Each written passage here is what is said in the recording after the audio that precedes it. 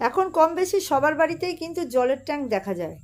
আমরা সচরাচর জলের ট্যাঙ্ক ব্যবহার করি যাতে সবসময় জলের ব্যবস্থাটা ভালো থাকে তার জন্য।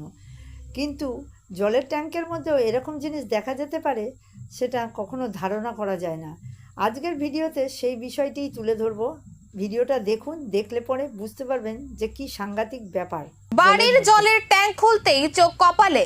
এক নয়, দুই নয়, একসঙ্গে মিলল 27টি সাপের বাচ্চা। উত্তরাখণ্ডের হরিদ্বারের জালাপুর এলাকার সরাই গ্রামে ঘটেছে এই অবাক করা ঘটনা। হঠাৎ বাড়ির নলে জল আসা বন্ধ হয়ে যায়। সমস্যার কারণ খুঁজতে পরিবারের সদস্যরা জলের ট্যাঙ্ক পরীক্ষা করতে যান, আর তখনই সামনে আসে চমকে যাওয়া দৃশ্য। ট্যাঙ্কের ভেতরে ঘুরে বেড়াচ্ছে একসঙ্গে 27টি সাপের বাচ্চা। জলের ট্যাঙ্কের মধ্যেও যে এরকম ঘটতে পারে তা কেউ কখনো কল্পনা করতে পারে না। তাই বাড়িতে যদি জলের ট্যাঙ্ক থাকে, সবসময় তা পরিষ্কার পরিচ্ছন্ন রাখার ব্যবস্থা রাখতে হবে।